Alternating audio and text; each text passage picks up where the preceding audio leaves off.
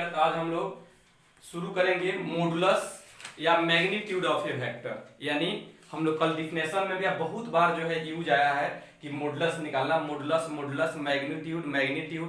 तो आज हम लोग जानेंगे कि कोई वेक्टर दिया गया है उसका मॉडुलस या मैग्नीट्यूड कहने का क्या मतलब है, या किसी कोई वेक्टर दिया गया है तो उस वेक्टर का हम लोग मैग्नीट्यूड कैसे निकालेंगे, इस चीज को हम लोग समझेंगे। कि अगर यहां पर दिया गया है यानी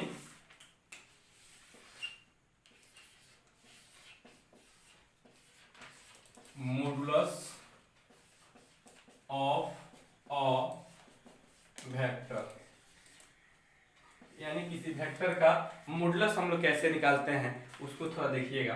यदि यहां पर दिया गया है कोई वेक्टर ए है और वेक्टर ए बराबर दिया गया है A1 I कैप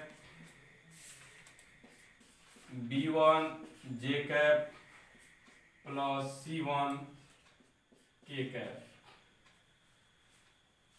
और इसका मैग्नीट्यूड मॉडुलस निकालना है। तो मॉडुलस या मैग्नीट्यूड के लिए कल आपको बताया गया था, या लेंथ भी इसको कह सकते हैं, इसको पढ़ते हैं मॉडुलस ऑफ वेक्टर ए। क्या पढ़ते हैं इसको? Modulus of vector A. यानी मॉडुलस ऑफ वेक्टर ए बराबर होता है यह जो वेक्टर दिया गया इसमें आई जे के का जो कोफिशिएंट होता है उसको स्क्वायर करके जोड़ते हैं। जैसे यहां लिखते हैं A1 के स्क्वायर प्लस B1 के स्क्वायर प्लस C1 के स्क्वायर। यानी यदि आपको कोई वेक्टर दिया गया है और वह वेक्टर है वेक्टर ए बराबर 2i cap plus 3j cap plus 4k cap, और इस वेक्टर का मॉडुलस निकालना है तो कुछ नहीं करना है। यहाँ i का जो कोफिशिएंट है वो 2 है, यानी 2 का स्क्वायर प्लस 3 का स्क्वायर प्लस 4 का स्क्वायर, यानी 4 प्लस 9 प्लस 16, यानी मूड वेक्टर ए बराबर रूट अंडर 29।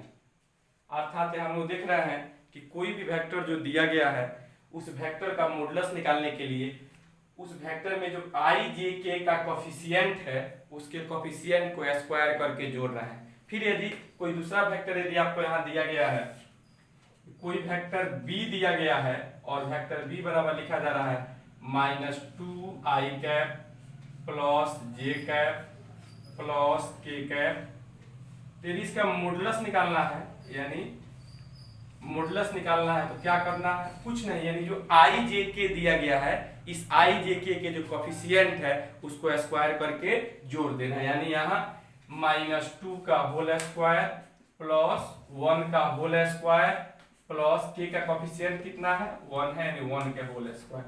जब यहाँ हम देखेंगे यानी मॉडुलस ऑफ वेक्टर बी बराबर हो गया -2 का स्क्वायर 4 प्लस 1 प्लस 1, यानी मॉडुलस ऑफ वेक्टर बी बराबर रूट अंडर 6। यानी कोई भी वेक्टर दिया रहेगा और उस वेक्टर का जो है हम लोग को मैग्नीट्यूड निकालना होगा या मॉडुलस निकालना होगा, तो उस वेक्टर में जो आई जे के गुणांक होंगे, जो आई जे के कोफिशिएंट होंगे, वह उस कोफिशिएंट को स्क्वायर करके जोड़ना है। तो हम कुछ क्वेश्चन दे रहे हैं, आप देखिएगा कि आपसे बन रहा है कि नहीं बन रहा है। यदि कोई वेक्टर जो है c दिया गया है और वेक्टर c बराबर √3i cap minus √3j cap plus k cap, तो यहां से आपको निकालना है मॉडुलस ऑफ वेक्टर c बराबर 1। फिर यदि कोई वेक्टर a दिया गया है और वेक्टर a बराबर -2i cap plus 2j cap minus 3k cap, तो यहाँ से फाइंड आउट कीजिए मॉडुलस ऑफ वेक्टर ए। यानी आशा करते हैं कि आप यह दोनों सवाल को जो है वो सोल्व कर लीजिएगा। यह इसलिए बताया गया कि अभी आपके दिमाग में बैठ रहा होगा कि आई क्या है, आई के ऊपर यह कौन सा साइन दिया गया, के ऊपर कौन सा साइन दिया गया। तो जब हम लोग टाइप्स ऑफ वेक्टर पढ़ेंगे तो उसमें वेक्टर में एक प्रकार आता है यूनिट वेक्टर, इकाई सदिश, तो वहां पर आपको समझ में आएगा कि इसको क्या पढ़ते हैं। फिलहाल अभी यदि कोई वेक्टर इस रूप में दिया गया हो a1, इसको पढ़ते हैं आई कैप, जे कैप, के कैप।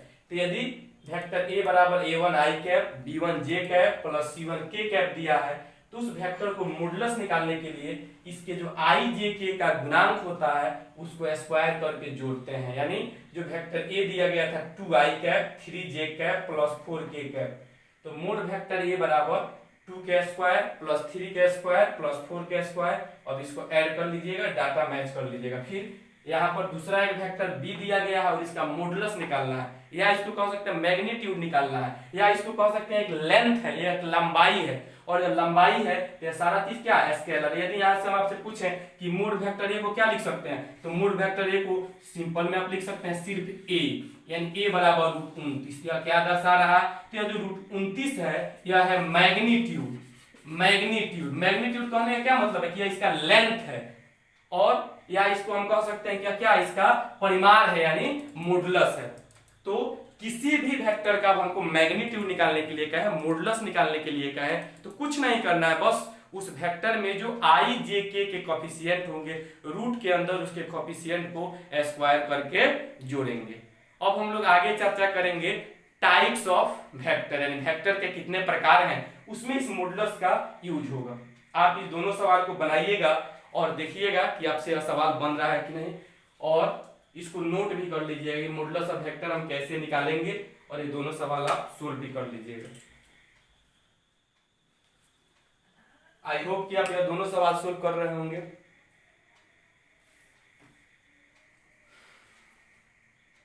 आराम से इसको नोट कर लीजिएगा कि वेक्टर ए का वैल्यू लिख लीजिएगा, बी सी लिख लीजिएगा, और अपने प्रैक्टिस के लिए भी ऐसे भी 2-3 वेक्टर लिख करके और उसको आप लोग मॉडुलस निकालने का प्रयास कीजिएगा। आपके पास केसी सिन्हा बुक होगा, उसमें भी बहुत ऐसे क्वेश्चन हैं जिसको आप लोग मॉडुलस निकाल सकते हैं। बहुत सारे क्वेश्चन जो है उसको इसी बेस पर जो है आप मापांक निकाल सकते हैं। अभी आप टू द पॉइंट समझते चलिए कि यह मैटर आएगा तो इसको कैसे निकालेंगे। हर एक बात जो आपको दिख रहा है कि यह क्या है, जे कैप क्या है, के कैप क्या है, हर एक बात जो है इसमें चर्चा होगा, और आगे 1-2 क्लास और 1-2 लेक्चर होंगे तो आपको सारे बात जो है वो पूर्णतः क्लियर हो जाएंगे। अभी टू द पॉइंट सिर्फ आपको इतना समझना है कि कोई भी वेक्टर दिया गया है और उस वेक्टर का मॉडुलस निकालना है, तो बस उस वेक्टर में जो आई जे के का गुणांक है, कोफिशिएंट है, उसको स्क्वायर करके जोड़ना है।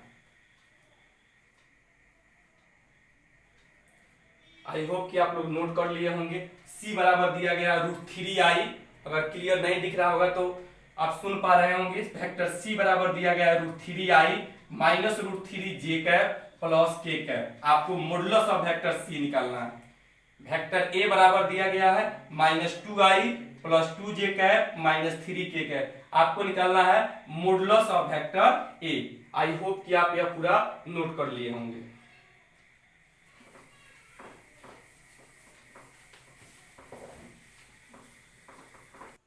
आशा करते हैं कि आप लोग जो है जो दोनों आपको वेक्टर दिया गया था उसका आप लोग मॉडुलस यानी मैग्नीट्यूड निकाल लिए होंगे। अब आगे हम लोग देखते हैं types of vector. Types of vector यानी वेक्टर के प्रकार में हम देखेंगे। सबसे पहला जो वेक्टर हम लोग लिखते हैं उसको लिखेंगे equal vector. Equal vector spelling यदि नहीं दिख पा रहा होगा तो सुन लीजिएगा, EQUAL इक्वल वेक्टर यानी समान सदिश। क्या होता है इक्वल वेक्टर, यानी two vectors are said to B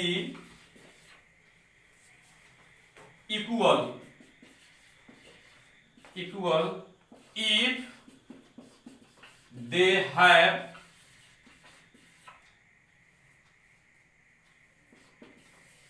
same magnitude,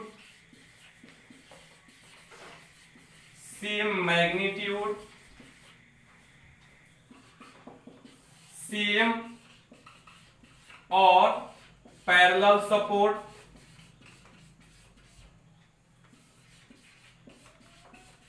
same और पैरेलल सपोर्ट और सेम सेंस, सेम सेंस। अब समझिएगा यह क्या है कि लिखा गया है two vectors are said to be equal, यानी कोई दो वेक्टर इक्वल वेक्टर कहलाता है इफ दे हैव, यदि उनके पास क्या क्या होना चाहिए, यदि वह ये तीन शर्तों को पूरा करते हैं, यदि वह ये तीनों शर्तों को पूरा करते हैं तभी जो है कोई भी वेक्टर जो है वह इक्वल वेक्टर होगा, यानी समान सदिश होगा। सेम मैग्नीट्यूड कहने का मतलब है कि वह जो वेक्टर दिया गया है उस वेक्टर का जो लेंथ होना चाहिए, जो लंबाई होना चाहिए, वह दोनों वेक्टर का लंबाई सेम होना चाहिए। जैसे यदि वेक्टर ए है और उसका मैग्नीट्यूड निकालने पर आया 6, तो वेक्टर बी का भी मैग्नीट्यूड निकालने पर 6 आना चाहिए, 6 इकाई आना चाहिए। अर्थात जो मैग्नीट्यूड कैसे निकलता है वह भी हम लोग सीखे हैं। दूसरा है सेम और पैरेलल सपोर्ट, यानी वह जो दोनों वेक्टर होना चाहिए या तो एक ही लाइन पर होना चाहिए या जस्ट उस लाइन के पैरेलल लाइन पर होना चाहिए, उसका जो सपोर्ट होना चाहिए वह या तो एक ही होना चाहिए या जस्ट उस लाइन के पैरेलल होना चाहिए। और तीसरा दिया गया सेम सेंस। तो सेंस कहने का मतलब है कि कल जब हम लोग डायरेक्टेड लाइन सेगमेंट का कैरेक्टरिस्टिक्स पढ़ रहे थे उस वक्त जो हम आपको बताए थे कि सेंस कहने का मतलब होता है डायरेक्शन, उसका दिशा क्या है। कल आपको बताया गया था कि यदि वेक्टर PQ लिखा गया है तो वेक्टर PQ लिखे जाने का मतलब हुआ कि इसका डायरेक्शन P से लेकर के Q के तरफ, यानी P से शुरू होता है और Q पर समाप्त होता है। तो सेम सेंस कहने का मतलब है कि उसका दिशा क्या होता है, सेम होता है। आप कॉपी खोल के देखिएगा, आपको बताया गया है कि जब आपको नोटेशन ऑफ वेक्टर बताया गया था तो उसमें भी बताया गया था सेम सेंस अपोजिट सेंस, यानी दो वेक्टर ड्रॉ किया गया था, एक में दोनों तरफ दोनों वेक्टर में सेम डायरेक्शन में तीर था तो उसको लिखा गया था कि यह क्या है, सेम डायरेक्शन में है, और एक में ऑपोजिट में था तो लिखा गया था ऑपोजिट डायरेक्शन में है। अर्थात कोई भी दो वेक्टर इक्वल वेक्टर कहलाएंगे यदि वह इन तीन शर्तों को पूरा करते हैं। क्या क्या वह तीन शर्त है, सेम मैग्नीट्यूड, यानी जब उसका मैग्नीट्यूड निकालिए, जब उसका मॉडुलस निकालिए, मॉडुलस कैसे निकालिएगा, जो वेक्टर दिया गया है उसके आई जे के का जो कोफिशिएंट होता है उसको स्क्वायर करके रूट में ऐड कर दीजिए। तो उसका सेम मैग्नीट्यूड कहने का मतलब, मैग्नीट्यूड कहने का मतलब उसका मॉडुलस, उसका लेंथ सेम होना चाहिए। सेम और पैरेलल सपोर्ट कहने का मतलब है कि या तो वह एक ही लाइन पर हो या उस लाइन के पैरेलल लाइन पर हो। और तीसरा सेम सेंस कहने का मतलब है कि उसका दिशा जो है वह सेम होना चाहिए, एक ही डायरेक्शन में वह दोनों वेक्टर होना चाहिए। अब जो है हम कुछ उदाहरण यहाँ आपको दे रहे हैं, इस उदाहरण के माध्यम से आप लोग कुछ माने खुद जज करके बताइएगा कि कौन फिगर इक्वल वेक्टर में आएगा और कौन फिगर जो है इक्वल वेक्टर में नहीं आएगा। फिर आप यह तीनों शर्त एक बार हम रिपीट कर रहे हैं। क्या है, सेम मैग्नीट्यूड, यानी उनका लेंथ सेम होना चाहिए, उनका परिमाण सेम होना चाहिए, उनका मॉडुलस सेम होना चाहिए। दूसरा, वह वेक्टर या तो एक ही लाइन पर हो या उस लाइन के जस्ट पैरेलल लाइन पर हो। और तीसरा सेम सेंस, यानी उनका जो डायरेक्शन होना चाहिए, उनका जो दिशा होना चाहिए वह दिशा सेम होना चाहिए। यह बात आप लोग को बार बार इसलिए रिपीट किया जा रहा है कि अभी जो हम आपको 5-6 फिगर बनाने जा रहे हैं, इस फिगर में आपको इन्हीं तीनों बेस के आधार पर आपको कंक्लूजन करना है और बताना है कि कौन फिगर जो है वह इक्वल वेक्टर है और कौन फिगर जो है इक्वल वेक्टर नहीं है। आप अपने दिमाग में इसको बनाइएगा, आज जब हम फाइनल करेंगे तो आप मिलाइएगा कि आपका कितना सही था और कितना गलत था।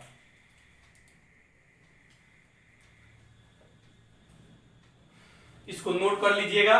टाइप्स ऑफ वेक्टर यानी equal vector, two vectors are said to be equal if they have same magnitude, SAM same magnitude, MAGNITUD same magnitude, same और parallel, PARALLEL parallel support, SUPPORT यानी सेम और पैरेलल सपोर्ट। और तीसरा है same sense. इसको आप खूब बारीकी से नोट कर लीजिएगा और इन्हीं तीनों चीजों का प्रयोग करके हम कुछ फिगर दे रहे हैं, आपको आइडेंटिफाई करना है कि कौन फिगर इक्वल वेक्टर है और कौन फिगर इक्वल वेक्टर नहीं है। जल्दी जल्दी लिखिएगा।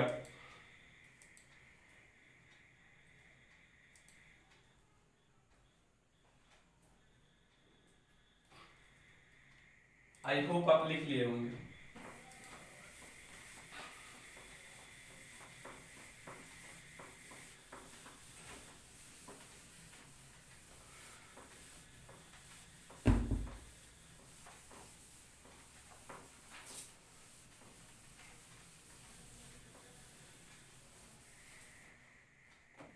देखिएगा कुछ फिगर हम बना रहे हैं, आप अपने मन में इस फिगर को आइडेंटिफाई करिएगा, कौन फिगर इक्वल वेक्टर है और कौन फिगर इक्वल वेक्टर नहीं है। बारीकी से थोड़ा इसको देखिएगा।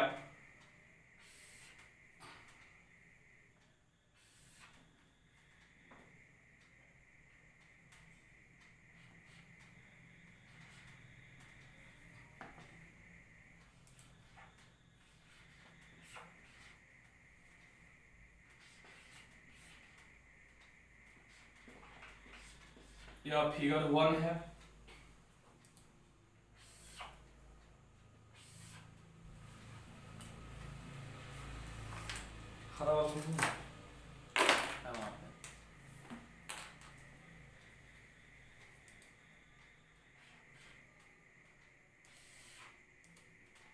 यहाँ भी दोनों का लंबाई सेम है बट डायरेक्शन अलग अलग है।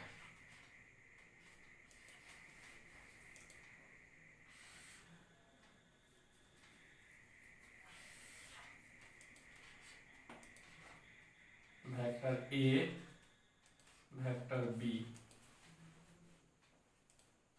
Vector A, vector B.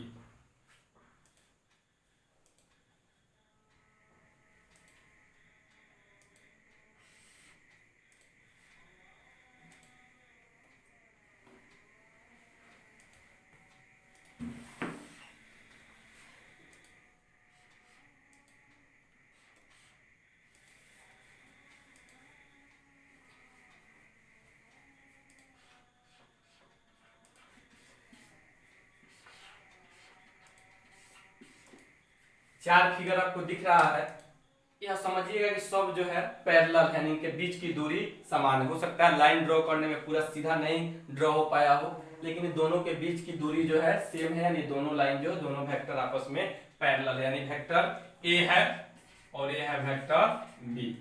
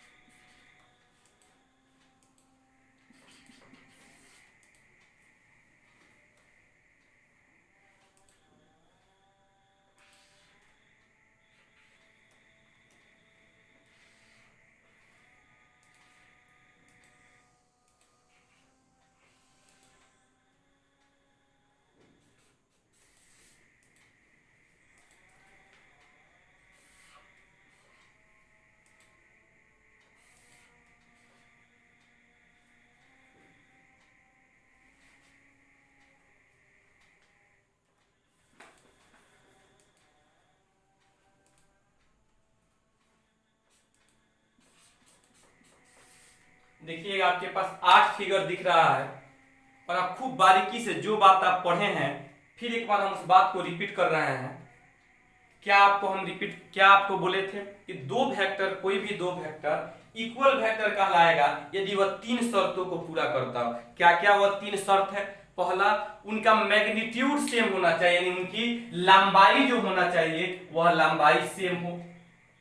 दूसरा चीज कि वह या तो एक ही लाइन पर हो, या जस्ट पैरेलल लाइन पर हो, दूसरा शर्त था। और तीसरा शर्त क्या था? उनका डायरेक्शन जो था, उनका दिशा जो है वह सेम डायरेक्शन होना चाहिए, वह एक ही दिशा में होना चाहिए। यदि कोई भी वेक्टर इन तीनों शर्तों को पूरा करता है तो वह दोनों वेक्टर आपस में इक्वल वेक्टर कहलाते हैं, यानी समान सदिश कहलाते हैं। अब हम लोग चेक करेंगे, हम आपको 1 मिनट का समय देते हैं कि आप सारे फिगर को बारीकी से देखिएगा और अपने ब्रेन में जो है आप इस बात को जो है बैठाइएगा कि कौन फिगर जो है वो इक्वल है और कौन फिगर जो है वो इक्वल नहीं है। और उसके बाद जब हम बताएंगे तो आप यह चीज देखिएगा कि कितना परसेंट आपका सही हुआ। हर एक बात आपका 2 बार 3 बार 4 बार इसलिए रिपीट किया जा रहा है कि अभी आपका शुरुआती दौर है। आप एक बार में नहीं समझे, 2 बार में नहीं समझे, तीसरा बार में समझेंगे, चौथा बार में समझेंगे। बस आप इतना धैर्य रखें, इतना पेशेंस रखें कि यहाँ जो भी कुछ बताया जाता होगा उसके पीछे एक बहुत बड़ा एक्सपीरियंस है। और यह जो है आप लोग जैसे हर साल 3500 बच्चों पर हम लोग काम करते हैं और वह एक रिजल्ट आता है, वह एक परिणाम आता है, हम लोग का एक रिजल्ट आता है। रिजल्ट के फलस्वरूप हम लोग हर एक बात इंप्रूव कर करके आपको समझाते हैं। इसलिए आप थोड़ा एक्टिव होइए, अलर्ट होइए और यह मत सोचिए कि ऑनलाइन से नहीं होगा, नहीं हो रहा है, कुछ नहीं हो रहा है। यह याद रखिए कि अब आपके पास यही विकल्प है और एक सही व्यक्ति वही है कि कल भी आपको समझाया गया था कि जब लग रहा हो कि सब कोई सबसे इसमें नहीं होगा, जहां सब कोई निगेटिव ढूंढ रहे हो, उस वक्त आप अपने ब्रेन को पॉजिटिव एनर्जी से भर दीजिए कि हम इन्हीं सारी चीजों से सीखेंगे और स्कोरिंग करेंगे और 100 में 100 मार्क्स लेकर के आएंगे।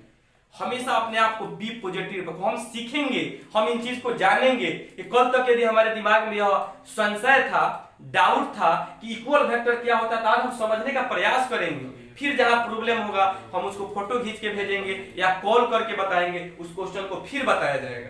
तो आपको अपने दिमाग को, अपनी एनर्जी को पॉजिटिवनेस के साथ भर लेना। कारण आपके पास मात्र 5-7 महीना समय है। आप मन लगा कर नहीं पढ़िएगा, राजनीति कीजिएगा या निगेटिविटी में रहिएगा तो फिर आने वाला जो समय होगा वो काफी ब्राइट नहीं होगा। इसलिए अभी जो समय है हर एक बात को बारीकी से पढ़िए। जितना देर वीडियो चल रहा है हर एक बात को सुनिए। आपको 2 ही तरह की बात मिलेगी। एक बात जो डायरेक्ट आपका क्वेश्चन से रिलेटेड होगा, टू द पॉइंट होगा, जिसको आप पढ़िएगा, आपका कॉन्सेप्ट क्लियर होगा, क्वेश्चन बनेगा। और दूसरा जो समय समय पर आपको मोटिवेट किया जाएगा, आपको एनर्जेटिक किया जाएगा, इसके पीछे भी एक बहुत बड़ी राज है।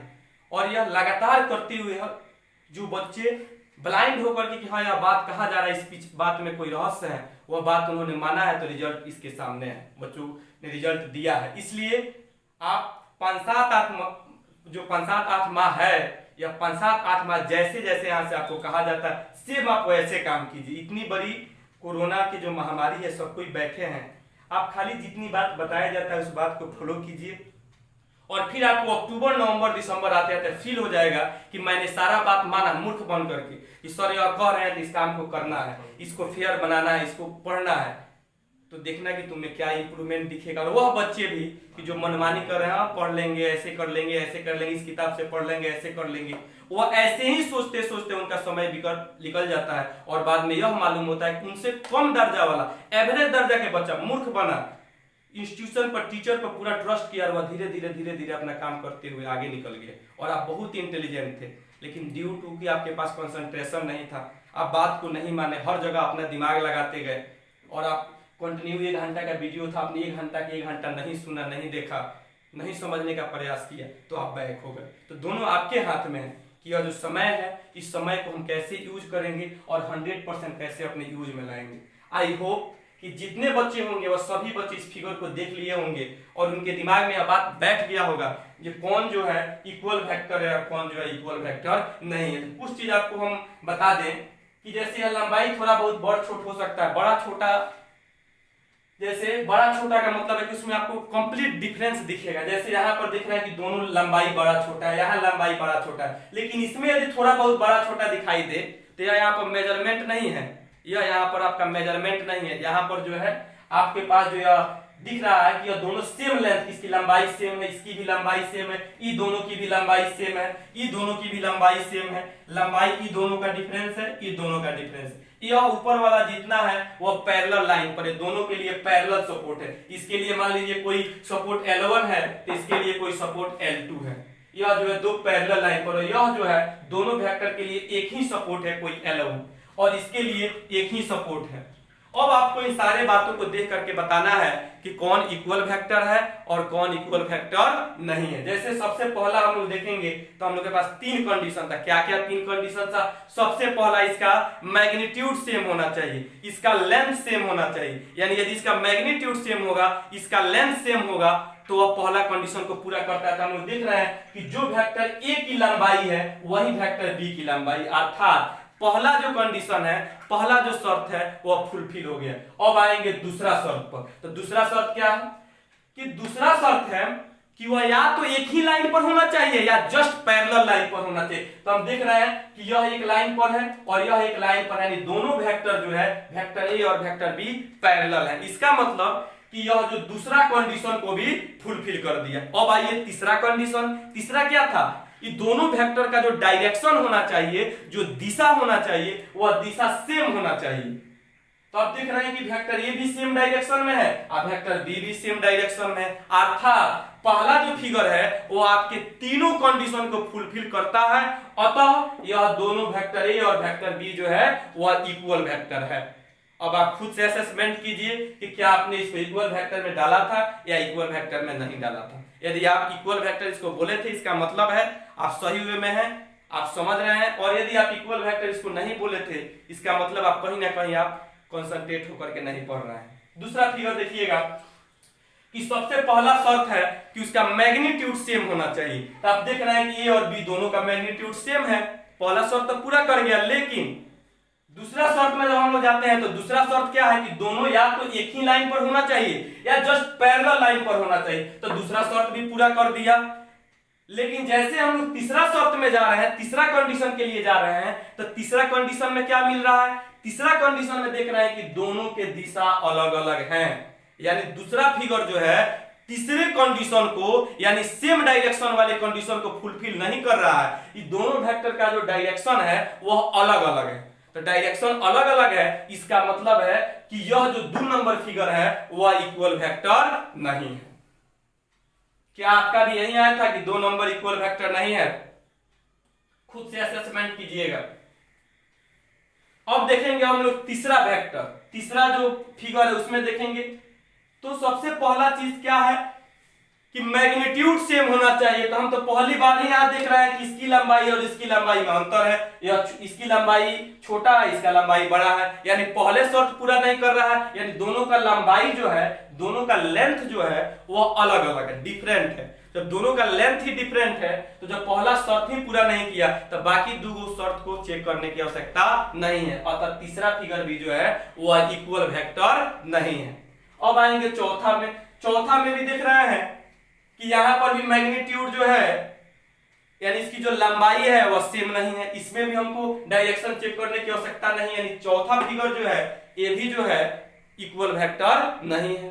अब आएंगे हम लोग इस पांचवा में कि पांचवा फिगर क्या कहता है। यहां हम लोग देख रहे हैं कि पहला शर्त है मैग्नीट्यूड सेम होना चाहिए, यानी उसका लेंथ सेम होना चाहिए, उसका लंबाई सेम होना चाहिए। तो देख रहे हैं वेक्टर ए की जो लंबाई है वही लंबाई है वेक्टर बी का, अर्थात पहला शर्त पूरा कर दिया। अब दूसरा शर्त चेक करेंगे। दूसरा शर्त क्या था? या तो वह एक ही लाइन पर हो या पैरेलल लाइन पर। तो आप देख रहे हैं इस लाइन का सपोर्ट जो है वह एक ही सपोर्ट है और वह सपोर्ट मान लीजिए एल है, यानी दूसरा शर्त भी पूरा कर रहा है कि दोनों वेक्टर एक ही लाइन पर है। अब तीसरा शर्त क्या है कि इस वेक्टर का डायरेक्शन सेम होना चाहिए। तो आप देख पा रहे होंगे कि यह दोनों वेक्टर सेम डायरेक्शन में जा रहा है, इसका मतलब है तीसरा शर्त भी यह पूरा कर रहा है। अर्थात यह जो वेक्टर है ए और बी यह दोनों इक्वल वेक्टर के अंतर्गत आएंगे, यानी दोनों जो है यह समान सदिश है। लेकिन जैसे इस फिगर को आप देखेंगे, इस फिगर को देखने से आपको मालूम चल रहा होगा कि यहां पर लंबाई तो दोनों को सेम है, पहला कंडीशन पूरा हो गया। एक ही लाइन पर है यानी सेम सपोर्ट पर है, दोनों एक ही लाइन पर है, यानी दूसरा शर्त भी पूरा हो गया। लेकिन जब तीसरा शर्त की बात करेंगे, तीसरा कंडीशन की बात करेंगे, तो यहां आप देख रहे हैं ए का डायरेक्शन और बी का डायरेक्शन दोनों एक दूसरे के विपरीत है, अर्थात तीसरा कंडीशन को जो है यह फुलफिल नहीं कर रहा है। अतः 6 नंबर जो फिगर है वह 6 नंबर फिगर जो है क्या है? इक्वल वेक्टर नहीं, यानी vector A and vector B are not equal vector. अब उसके बाद देखेंगे 7 नंबर। 7 नंबर में क्या देख रहे हैं कि यह पैरेलल सपोर्ट पर है और यह दोनों का लंबाई सेम है और डायरेक्शन भी सेम है, अतः 7 नंबर भी इक्वल वेक्टर है।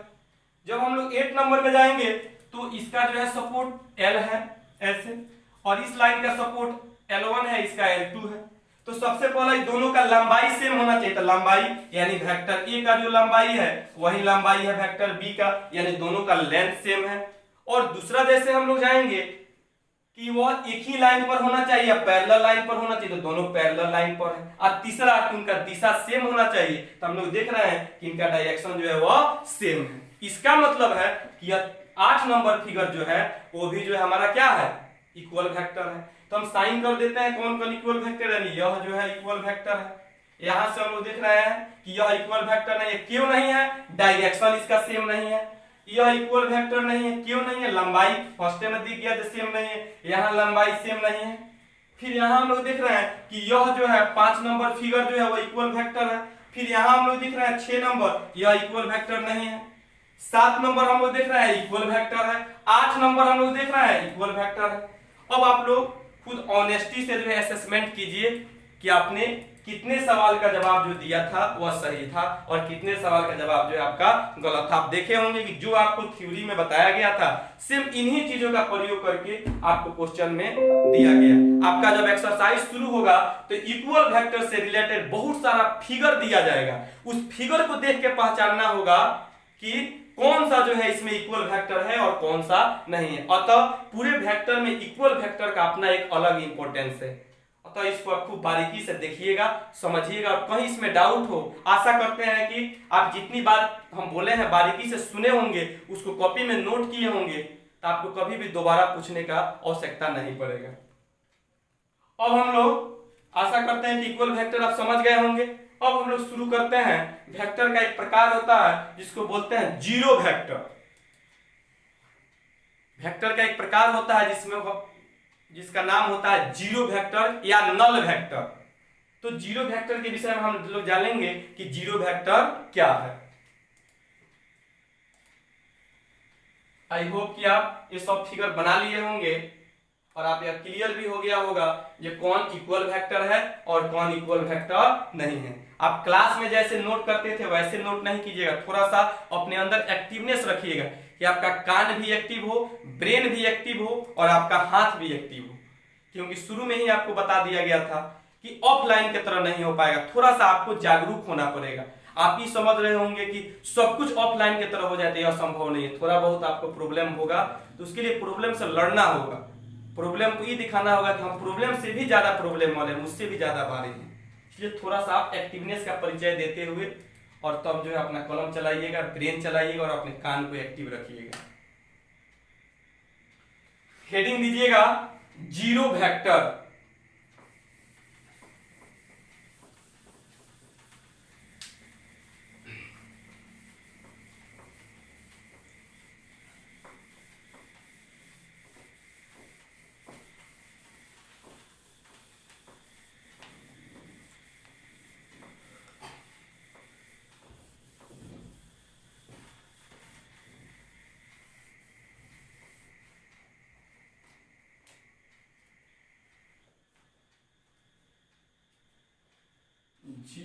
Zero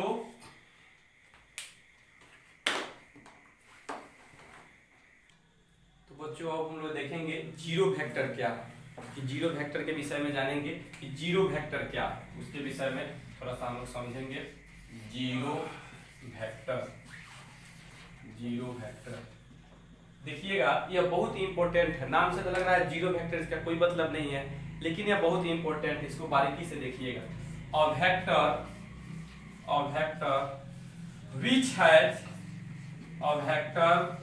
which has zero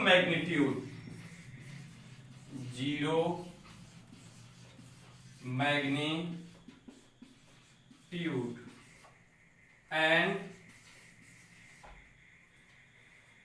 arbitrary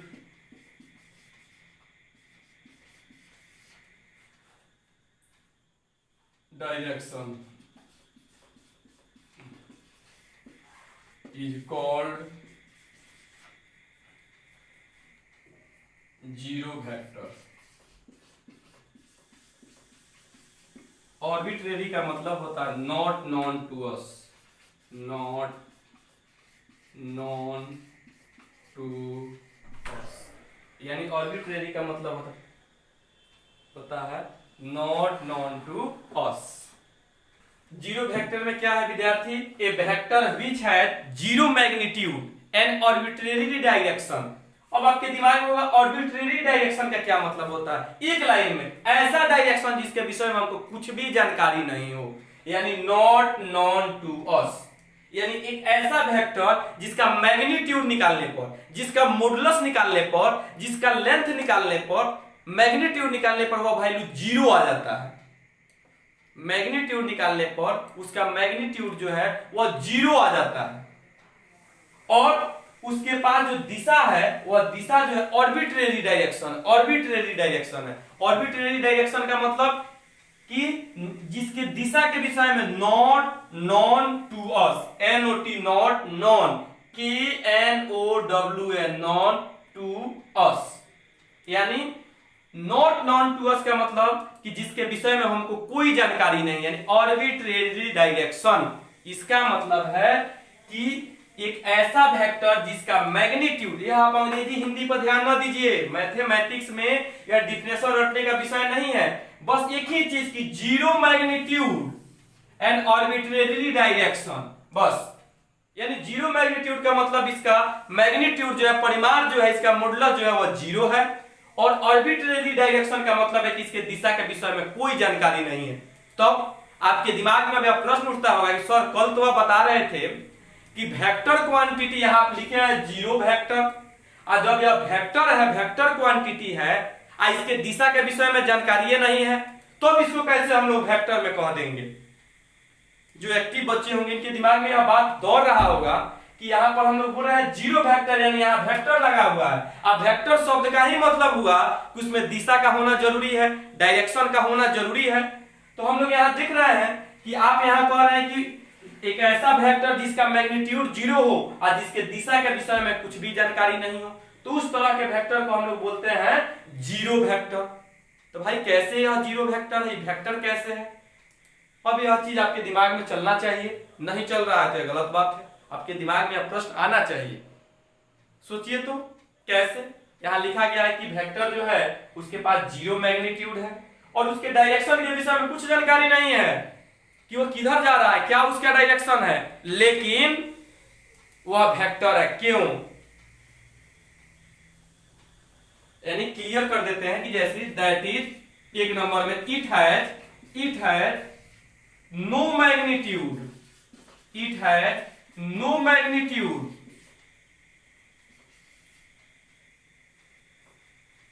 it has no direction, यानी ना ही इसके पास कोई डायरेक्शन है और ना ही इसके पास कोई मैग्नीट्यूड है, इसका मैग्नीट्यूड 0 है, ना ही इसके पास कोई डायरेक्शन है। तो जब ना ही इसका कोई मैग्नीट्यूड है, ना ही इसका कोई डायरेक्शन है, तब यह वेक्टर कैसे कहलाता है? यह चीज आपके दिमाग में चलना चाहिए। आप इस चीज को सोचते रहिए, अपने दिमाग में 1 मिनट के लिए आपको समय दे रहा है सोचने के लिए, आप 1 मिनट सोचते रहिए और तब तक इसको नोट भी करते रहिए। यहां तक आप कॉपी में नोट भी करते रहिए कि a vector which has 0 magnitude and arbitrary direction is called 0 vector। arbitrary का मतलब होता है not known to us, यानी जिसके बारे में हमें कोई जानकारी नहीं। इसका पूरे लाइन का मतलब एक लाइन में हुआ कि 0 वेक्टर कहने का मतलब it has no direction, it has no magnitude, यानी ना ही इसके पास मैग्नीट्यूड है और ना ही इसके पास डायरेक्शन है। आप दिमाग में 1 मिनट के लिए इसको सोचते रहिए इसका जवाब, और इसको नोट करते रहिए कि आखिर जब इसमें डायरेक्शन के विषय में कोई फिक्स डायरेक्शन है नहीं, तो इसको कैसे जो है हम वेक्टर के अंतर्गत रखेंगे।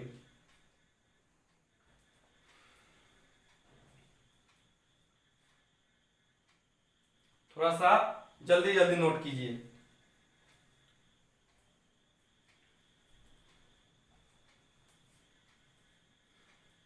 आई होप आप लिख लिए होंगे।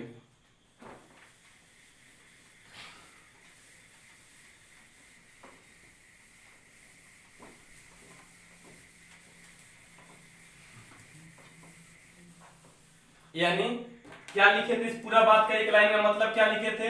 It has it has it has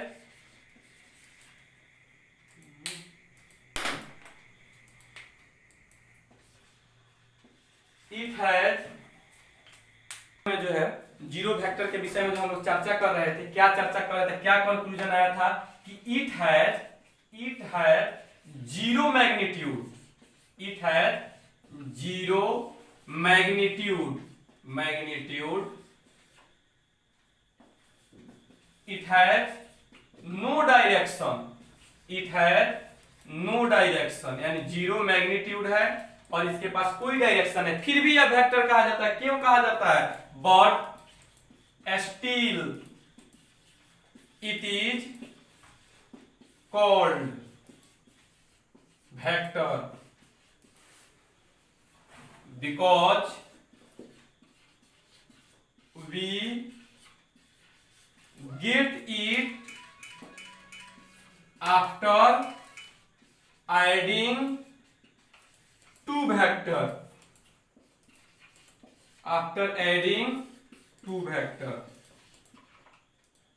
क्यों फिर भी उसके बाद वेक्टर कहा जाता है? आपके दिमाग में कुछ प्रश्न, कुछ जवाब आया ही होगा। अब आप मिलाइएगा कि क्या आप सोचे थे और क्या आपको जवाब मिल रहा है।